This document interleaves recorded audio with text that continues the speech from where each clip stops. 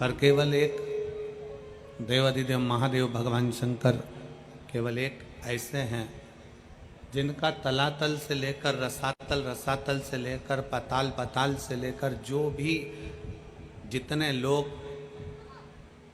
लोग हर जगह पर मेरे भगवान देवाधिदेव महादेव का निवास है और अपने भक्तों का दुख दूर करने के लिए मेरे शिव दौड़कर उसके पास पहुंच जाते।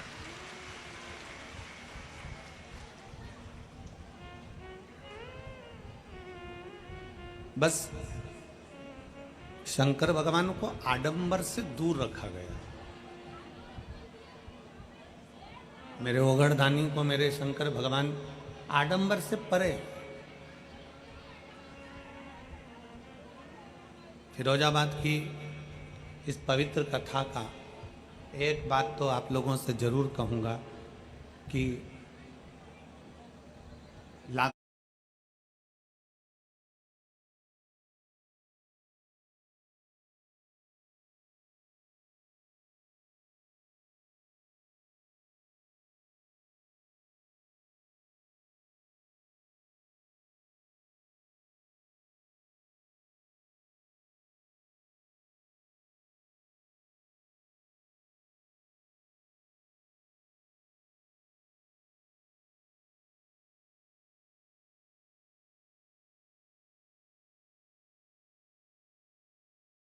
लाखों की जनता है, लाखों की भीड़ है, पंडाल के अंदर पंडाल के बाहर सब दूर भक्त बैठे हैं।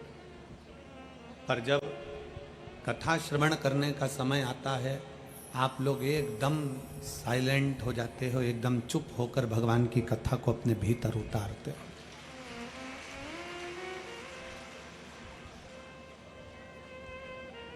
और यही शिव भक्ति है। 50 रुपए, 100 रुपए, 200 रुपए तुम खर्च कर कर यहाँ तक पहुँचे हो। 50 रुपए, 100 रुपए खर्च कर कर तुम यहाँ आए हो और आने के बाद अगर आप व्यर्थ की चर्चाओं में पड़ जाओ तो तुम्हारा इतनी दूर तक आना और भगवान से दिल लगाना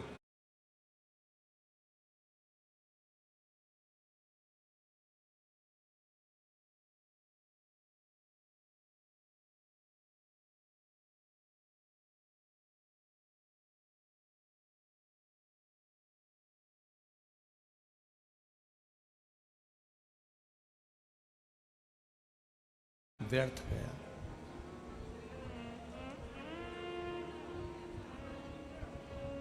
शिव को कहीं पर भी बैठकर, शंकर को कहीं पर भी जाकर, भगवान शंकर का कहीं पर भी बैठकर भजन कर कर शिव को प्राप्त कर सकते हैं।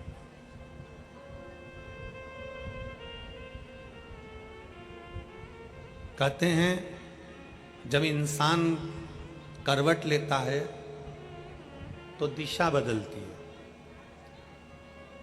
आपने इधर की करवट ले ली तो इधर की दिशा हो गई, उधर की करवट ले ली तो उधर की दिशा हो गई।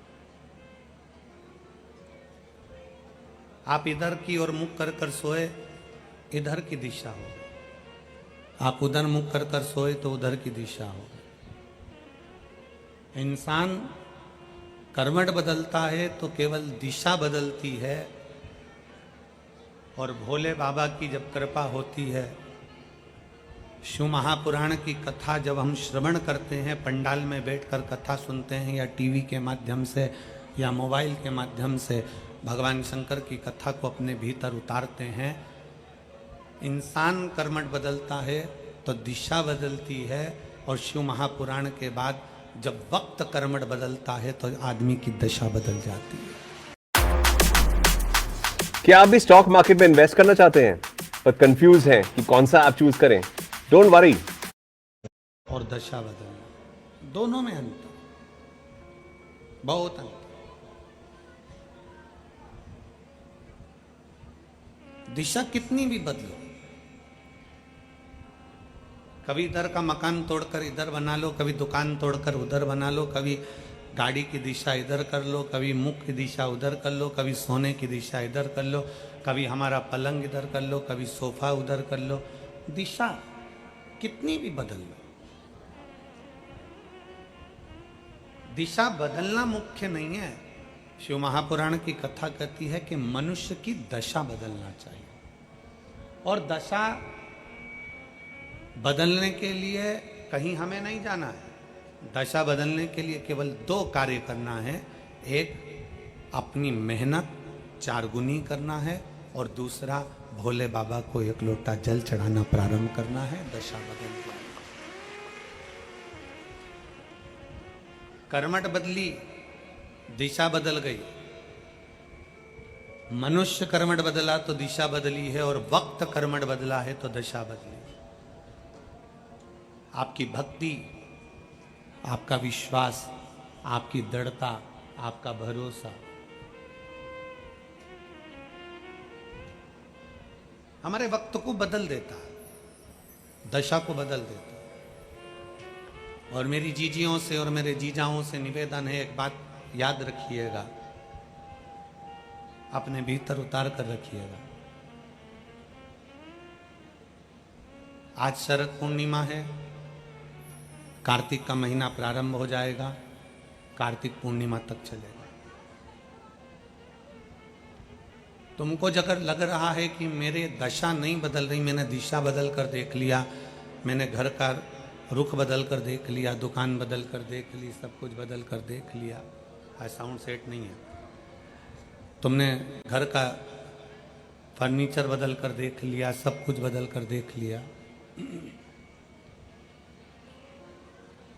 तो अब 1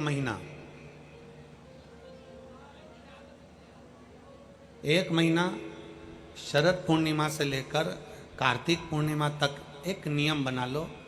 1 चावल का दाना, केवल 1, ज्यादा नहीं, केवल 1 चावल का दाना, जो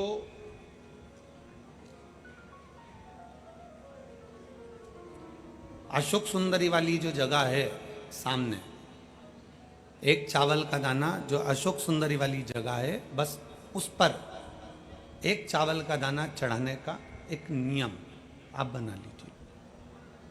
शिव मंदिर जाते हो आप लोग? कौन कौन जाता है? जरा हाथ उठाओ सभी लोग। हाँ ठीक है, रखो रखो, धन्यवाद, प्रणाम आपको, नमन, जो आप भगवान शंकर के मंदिर जाते हो। बहुत जरूरी है शिव के मंदिर जाना, भगवान के मंदिर जाना। ये विधर्मियों ने जो हमारे मंदिरों को पूर्व में तोड़ा है ना, उसका कारण कोई दूसरा नहीं था, उसका केवल एक ही कारण था कि हमारे सनातनियों ने मंदिर जाना छोड़ दिया था, इसलिए उन्होंने तोड़कर अपना अपना स्थान बना लिया। अगर सनातनी मंदिर जाता रहता, आप मंदिर की देहली चढ़ते रहते, रोज मंदिर में एकाग्रित होते रहते, मंदिर में इकट्ठे होते रहते, तो किसी के बाप की हिम्मत नहीं थी कि मंदिर की ओर आंख उठाकर भी देख ले। शिव महापुराण की कथा केवल एक ही काम करती है कि रोज मंदिर जाओ।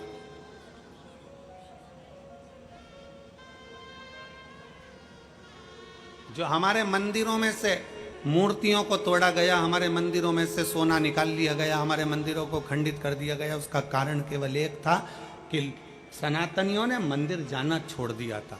क्यों छोड़ा था? क्योंकि इन विधर्मियों ने ऐसी चाल चल दी थी कि मंदिर मत जाया करो, भगवान नहीं है, देवता नहीं है, भगवान नहीं है, भगवान नहीं है, और लोगों ने अपनी चाल चल चल कर तुम्हें मंदिर से दूर कर दिया, और उन्होंने मंदिर पर कब्जा कर लिया।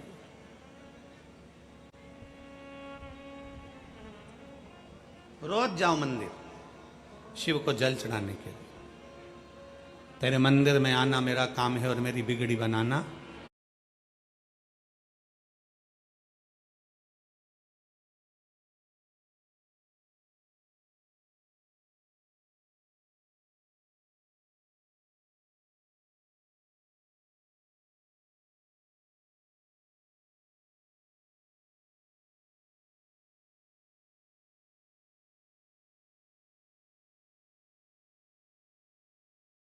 तेरा का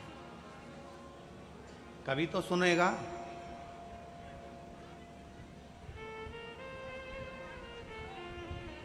शरद पूर्णिमा से लेकर कार्तिक पूर्णिमा तक के बीच में एक नियम बना लो कि मैं जल चढ़ाने रोज जाती हूँ, एक चावल का दाना मैं अशोक सुंदरी वाली जगह पर समर्पित करूंगा, केवल एक।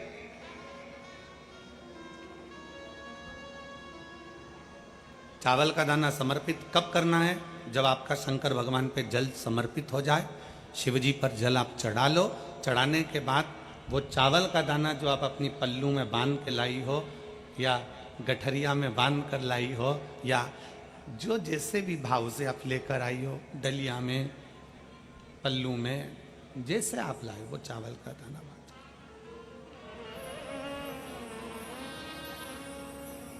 उस एक चावल के दाने को 1 महीने तक आप रोज एक चावल का दाना लेकर जाओ, रोज चढ़ाओ, अपनी कामना कर कर बाबा मैंने दिशा बदल कर देख ली, दुकान बदल कर देख लिया, व्यापार बदल कर देख लिया, घर बदल कर देख लिया, काम बदल कर देख लिया, पर मेरी दशा नहीं बदल रही। अब ये मैंने चावल का दाना, चावल का मतलब होता है अक्षत।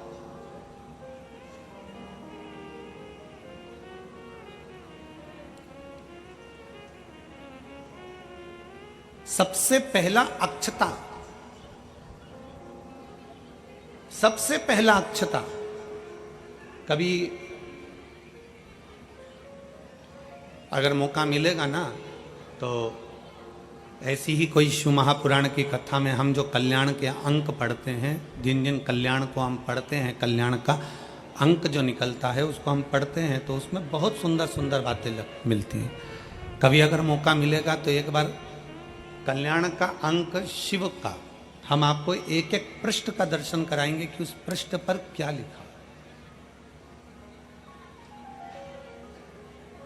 स्वयं अन्नपूर्णा महारानी काशी में विराजमान होकर नंदी पर बैठ कर आए हुए देवाधिदेव महादेव की साक्षी में कहती है, स्वयं अन्नपूर्णा महारानी काशी की पवित्र भूमि पर नंदी पर बैठ कर आए हुए भगवान शंकर से कहती है, भोले बाबा, हे शिव, हे शंकर, हे विश्वनाथ, विश्व का भरण पोषण करने वाले हे विश्वनाथ, मैं आपको क्या दूं?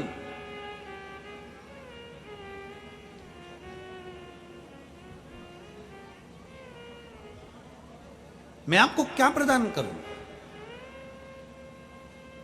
अन्नपूर्णा महारानी कहती है कि मैं आपको क्या दूं जिससे संपूर्ण ब्रह्मांड का कल्याण हो जाए और आपकी कृपा दृष्टि मुझ पर हो जाए और मेरी भी दशा बदल जाए। मैं आपको क्या दूं? क्या प्रदान करूं मैं आपको? दुनिया के लोग कहते होंगे कि भगवान को सोना देना, चांदी देना, हीरा देना, पन्ना देना, रतन देना, आभूषण देना। कल्याण का अंक कहता है, अन्नपूर्णा जी कहती हैं कि मुझे आपको क्या प्रदान करूं? भगवान शंकर मुस्कुरा कर कहते हैं, अन्नपूर्णे, केवल एक अक्षता तुम मुझे देती है तो मैं तुझे तेरी दशा भी बदल सकता हूं और तेरी दिशा भी बदल सकता हूं और तुझे अन्नपूर्णा माता के स्वरूप में पुजवा भी सकता हूं। एक अक्षत का दाना,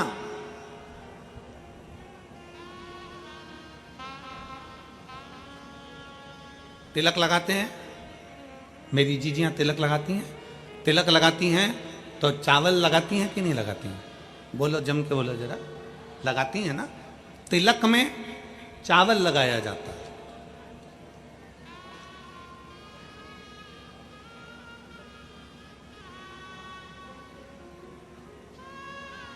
चावल का मतलब क्या होता है? तिलक लगाने के बाद अक्षत क्यों लगाया गया? उसका कारण यह है कि भगवान मेरे ऊपर ऐसी कृपा करना कि ये जो मैंने चावल का मतलब होता है कि ये घड़ी वापिस देखने को मिले।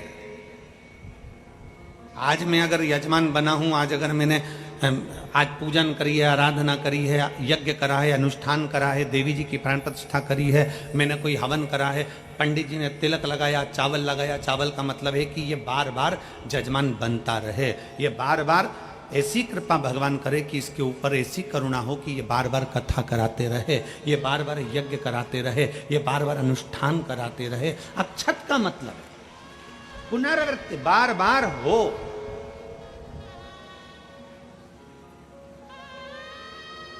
सनातन धर्म में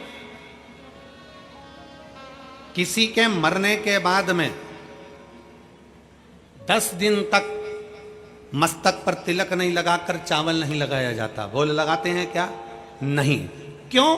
क्योंकि हमारा सनातन धर्म कहता है कि ये जो घटना घट गई, अब भगवान इस घटना के बाद दूसरी घटना ना घटा है, इसलिए चावल का प्रयोग ही नहीं, अक्षत का प्रयोग ही नहीं। मस्तक पर तिलक के बाद फिर चावल नहीं।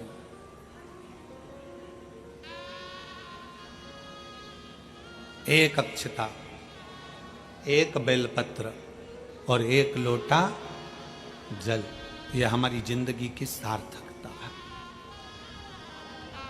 एक अक्षत, एक बेलपत्र, एक लोटा जल, यह हमारी जिंदगी की सार्थकता है। शिव महापुराण की कथा कहती है, शरद पूर्णिमा से लेकर कार्तिक पूर्णिमा तक एक चावल का दाना अशोक सुंदरी वाली जगह पर, अशोक सुंदरी की जगह मालूम है ना सबको? सबको स्मरण में है? अशोक सुंदरी वाली जगह पर वो चावल का दाना कब चढ़ाना है? जब हम भगवान शंकर को जल समर्पित करें। जल समर्पित करा, अपने घर की ओर आ रहे हैं, उसके पहले चावल का दाना अपनी पल्लू में से खोल कर निकाला, चढ़ाया, भगवान को प्रणाम करा। बाबा बहुत कुछ कर कर देख लिया पर दशा नहीं बदली, और मैंने तेरे ही भरोसे बाबा, तेरे ही भरोसे हवा बिच उड़ती जावांगी, बाबा डोर हंतो छड़े। Discover the joy of investing. Open your free Demat account with Angel.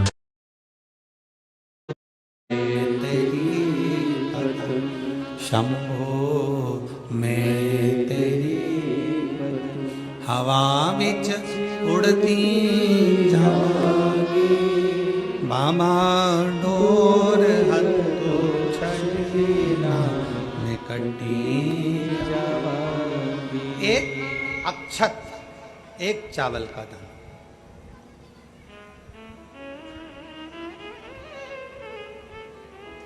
चलो जाने दो सतयुग की इस कथा को। सतयुग की इस कथा को अपन मान लो छोड़ दो, अब आ जाओ अपन द्वापर की कथा में। भागवत जी किस किसने सुनी है? हाथ उठाओ जरा। सबने सुनी है? भागवत जी में एक चरित्र आता है, भगवान कृष्ण के एक परम मित्र थे जिनका नाम सुदामा था।